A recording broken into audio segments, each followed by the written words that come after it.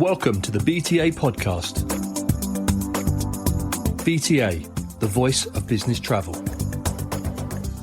Hi, and a very hot welcome to this latest edition of the BTA Pulse, the podcast where Andrew and I discuss what's been going on in the business travel world and what the BTA has been up to on behalf of our members and our partners. So good morning from me, and a very warm good morning from me, Clive, up in very, very hot, sunny Manchester. Yeah, I mean, that's a kind of remarkable thing in its own right, isn't it? That you've even got the heat up there. Incredible. Yeah, I think through this podcast we'll find firsts in a lot of things we're talking about. So let's go with that theme. Yeah. So Mr. Burnham hasn't sorted air conditioning in your home for you before he left for Westminster? Well, I mean, you know, the BTA work on the political landscape a lot, and it'd be far from us to comment on Mr. Burnham, but let's just say he's better off down south than he is up north.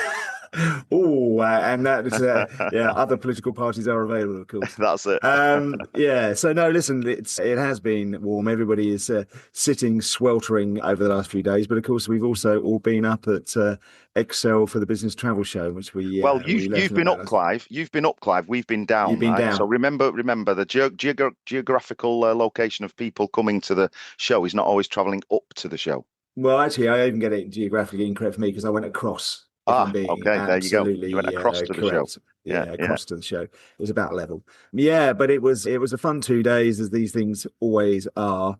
Air conditioning was pretty good on day one until the afternoon. But anyway, that's not what we were there for, air conditioning. It was fab to catch up with so many people, members and partners. And we did have a big announcement, or a lot to talk about, I should say. Huge announcement. Huge announcement. Yes, absolutely. we did. The biggest thing in BTA for many a day.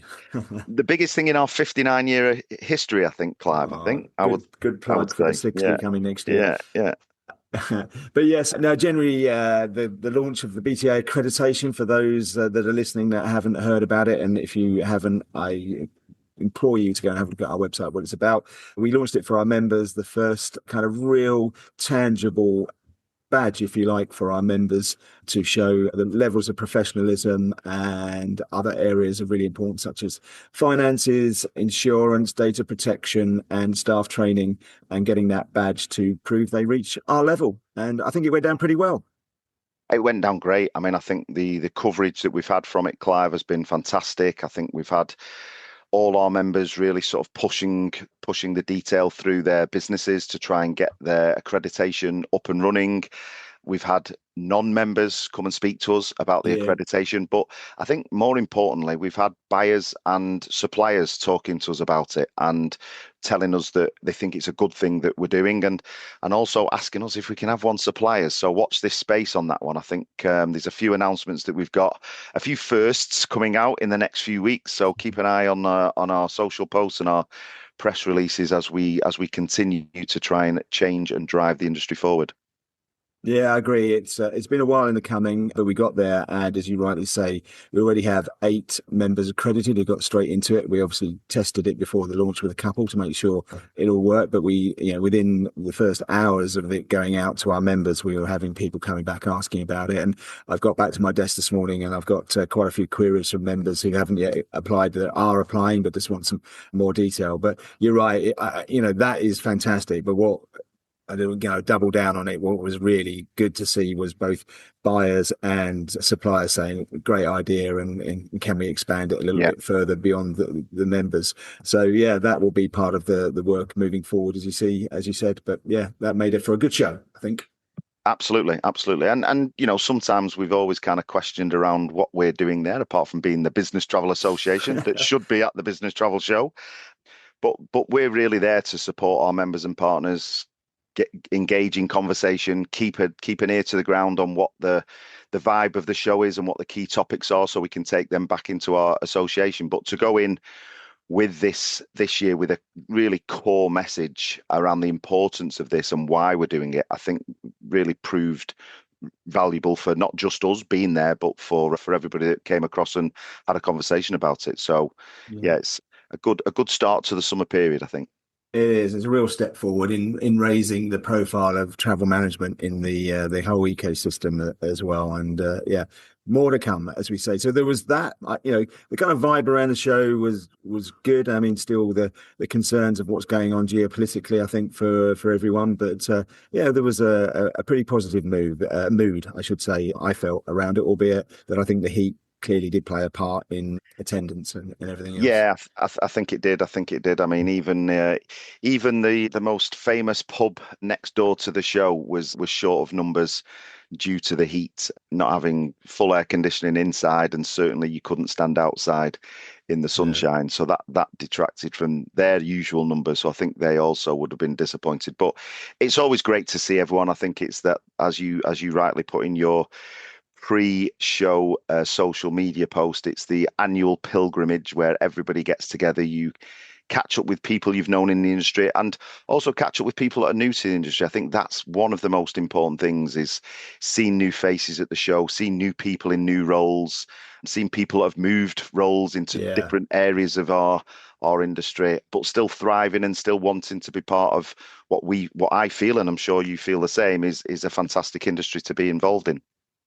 Oh, I absolutely agree, and I think one thing we will kind of pause how we get more new people to future shows and giving access to people like our Generation BTA and those that they're working with in schools and colleges to come and learn about the industry. As much as we understand it's about buyers coming and our members selling to them and winning new business, it has to be a showcase for our industry too, and getting new Well, talent along. So. yeah, and we say it all the time. It's the legacy that we leave, right? That's what we have to think about. It's great that we've had, many years in this industry, and we've benefited enormously from it. We're trying to do our bit, or to give back and to try and make it future proof for those that step into our shoes in the future. But that's what it's all about: leaving a strong legacy, leaving a strong industry, and an industry that everybody can be proud of. And I think, having new talent at these shows. I was speaking to a lady last night that had actually just joined Grey Doors, and it was her first ever show she'd been to, and she's Oh, been in the yeah. industry for 20 odd years, and it was only because she'd moved into a role within the business that allowed her to attend the show. And we've got to kind of change that. We've got to give people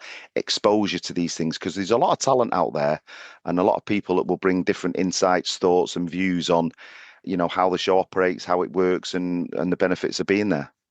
Yeah, I agree. And I even wonder, around potential new buyers, people from other areas in procurement coming in, young people that work alongside some of the buyers. Do they get to come along? I don't see too many, but yeah, there's a whole area there that we need to work on, I think. But yeah, it's good. I'm always pleased when I leave Excel on the Thursday evening, I must admit. But Well, not it not was. not so when it takes us long to get home. I think, again, due to the Uh, heat probably, but there always seems to be some challenges getting home for people on last night uh, of the show. But I think it's part of the experience, right? That's what we expect every year, it, and we still turn up.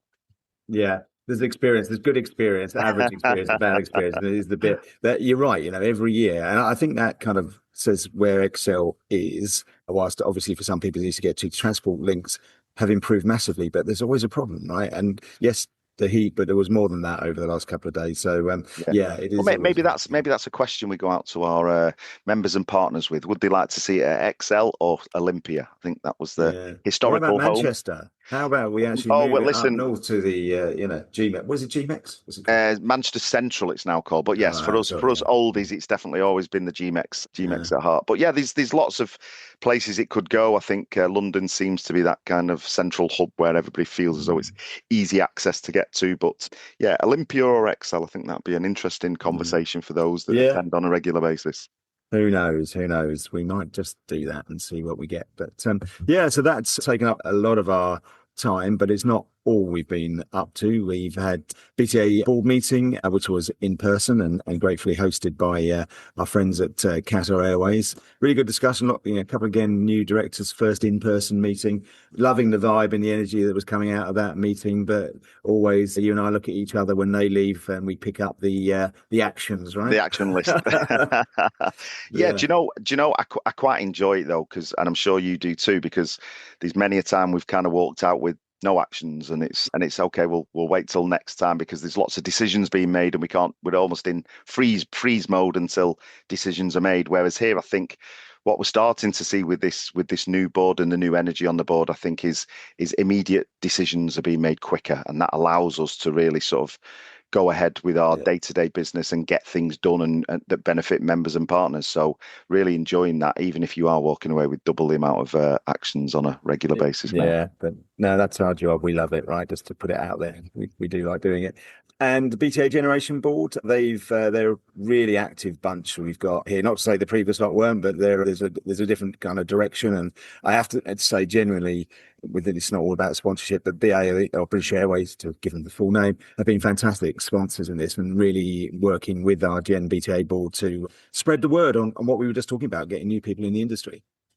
Yeah, again, another board that's had a revamp of his board members, and Andrew Whitaker, who's the new chair, is really helping drive that forward, and everybody's playing the part, and I that's what I really enjoy when you've got a board that's engaged and a board that wants to try and get stuff done and really kind of quick to make decisions and quick to think about things that are going to benefit the wider system. Then that's exactly what we want to see.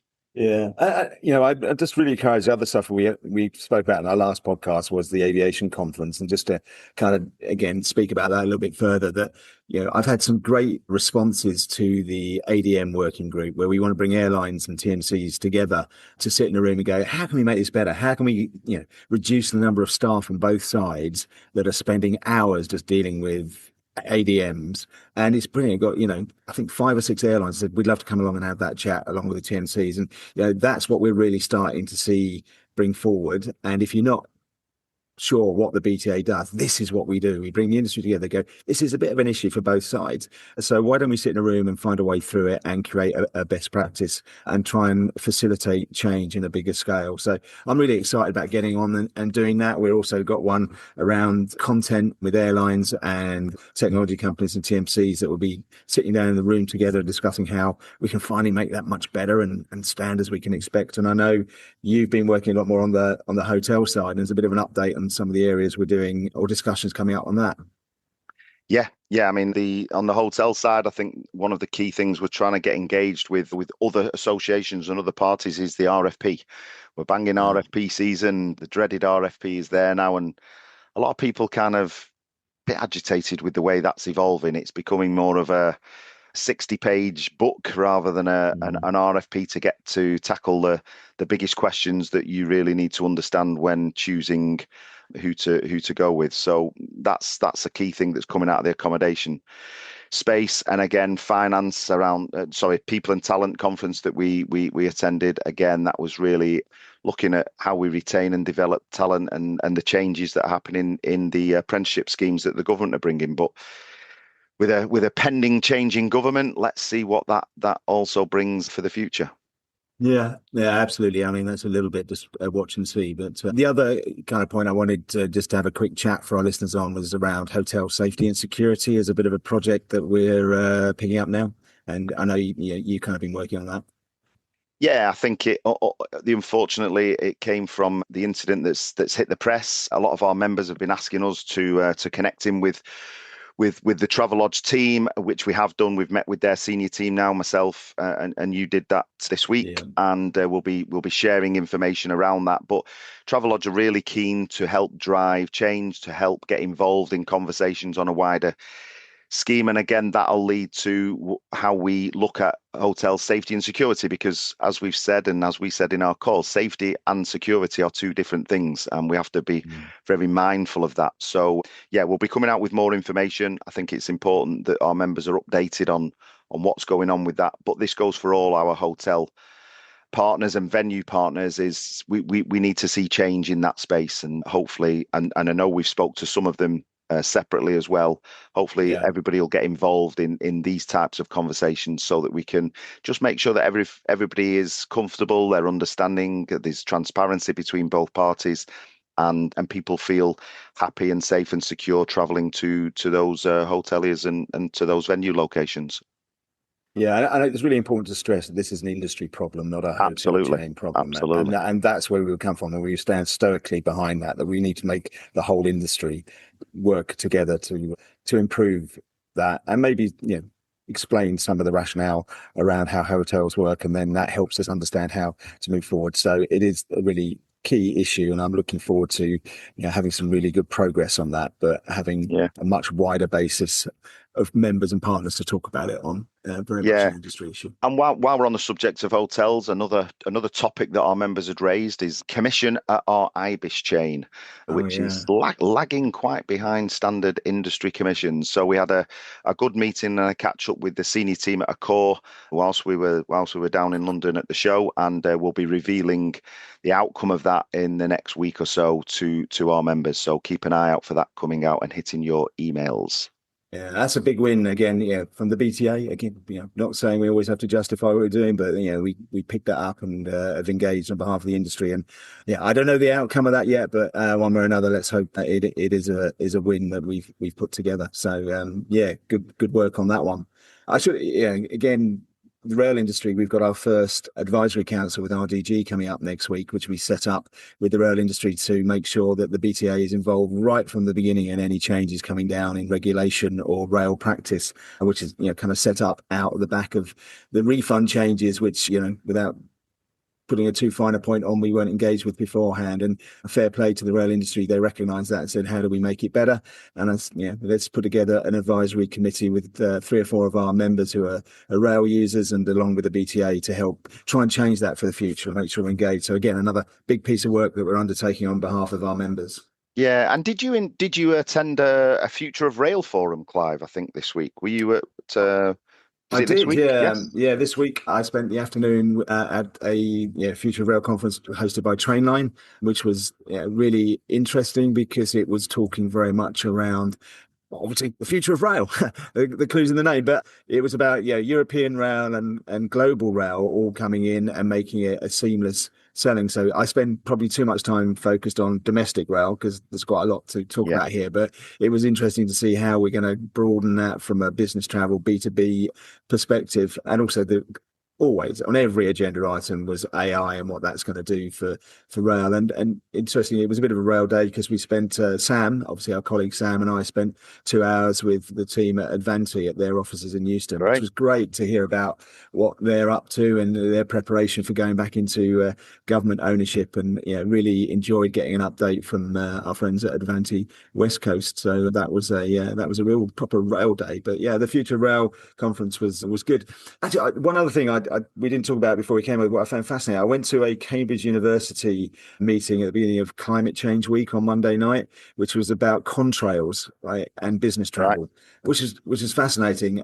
So for those that are not up to speed with contrails, what are contrails, Clive? Well, contrails are when you look up in the sky and you see the white line behind an aeroplane. That's a contrail, and what that is ice particles forming obviously as the warm air comes out of the jet engines. That creates ice, which then creates cloud formations, which keeps the earth warmer because it puts cloud cover on it. That's simplistically, and from an idiot on the sidelines, which is me. It's only a very small minority of flights that actually create contrails. It's a certain flight levels and wind ratio, but it is actually a very quick win if we can adjust flight levels on aircraft and what have you to reduce carbon output and global warming. So you go along slightly skeptical sometimes, being brutally honest, and but I thoroughly enjoyed it, and it was great to bump into some of our TMC members there. They had some of their sustainability teams there, so we might be looking a little bit more on that, because I did put my hand up and go, you're running a whole seminar on business travel and contrails. Hello. There's no one for business travel here, hardly. Well, previously until today, so fair play. Great. So, that is something we'll talk about. But enjoyable. But, and what's interesting about that comment, Clive, is I think we could do with a bit of cloud cover today, to be quite honest. We certainly do with some rain. My God, it's hot. But it is only a few days. It is gonna cool down, and we will be back to a normal British summer, all being absolutely. We've got Wimbledon coming up, and the weather always is a bit dodgy around Yeah, I then. think it starts next week, doesn't it? Or Yeah, maybe this weekend, I'm not sure. But yeah, yeah, Wimbledon, as soon as Wimbledon's on, we usually see a bit of rain. So yeah. we'll be expect to back to normal. And talking about the summer, we're about to hit our holiday season, I think not too far away now. A couple of weeks, I think schools will start to break up Yeah. and everybody will start to leave the UK shores for their pilgrimage to the beaches of Spain and Italy and France Go and somewhere fairy to get cooler. go So somewhere they're to going to go get to Spain to cooler. get cooler. Exactly, exactly. But I know we've been engaged with many of the press and also with the Department for Transport around the new EES scheme and the rolling out of that over the last few months. And you've been quite vocal about that over the last few weeks due to your experiences. Do you know what? It's interesting how these things develop. But and to those out there that kind of go, he's always on LinkedIn. But this, I posted about my experience going to Tenerife a couple of weeks ago, where I'd registered 5 times, and I said to the lady in the queue, "Can I just go straight to the biometric machine because I've registered before, so I don't need to register." And she said, "Well, have you been to Tenerife in the last 2 weeks?" And I went, "No, but I've registered before in Spain, mainland Spain, and in Croatia about 3 weeks ago." She goes, "We can give it a go, but it won't work." And there's me cocky, "Yeah, it will." Off I go, bing, get to the back of the queue. It didn't. So I put that in a LinkedIn post, and then Ollie Gill, who's the travel writer at the Sunday Times, picked up the phone to me and said, "Is that right? Is that what happened? Nobody's talking about that story." I went, "Yes, that's what she told me. I can only tell you what I was told." And then he did some investigation. We spoke quite a lot, and he got a hold of the EU, and it has found out, which we probably all knew anyway, the system doesn't work. So what happens is the system actually takes your fingerprints and your biometrics and is supposed to send it to a central database wherever it is held somewhere in the EU. So every time you go, it recognizes it, but the system only sends the fingerprints, not the biometrics. So every time you go in, you have to do the biometrics again. There are 1 or 2 airports where it does connect through, but the majority aren't. So this whole thing, it's simply staggering, right? That it was never tested end to end before it was put in, and that's in 10 years of setup. So you can see actually off the back of some of that, only today, I think Rome Airport has come out to say they're switching it off because it's going to cause chaos, and there is calls across the whole of Europe to say we're just going to switch it off and make it work. So the power of a post on LinkedIn got a report that has now ended up with many EU states actually coming out saying, yes, it doesn't work and maybe we'll switch it off. But yeah, I think Greece were one of the first to switch it off, weren't they? I think Greece decided it was enough, and they were seeing yeah, queues, and and you can understand. I think for those that have had the luxury of traveling and the benefit of traveling into some of our European cities and countries, it's not always the air conditioning working in some of those airports. So to have 2-3 yeah, hour queues can be very, very difficult. So bravo on Greece. yeah. He's making a very swift decision to turn it off, and let's hope that Hey, others take a sensible, common sense approach until we get a system that really, really operates and works for those masses of people coming into their countries.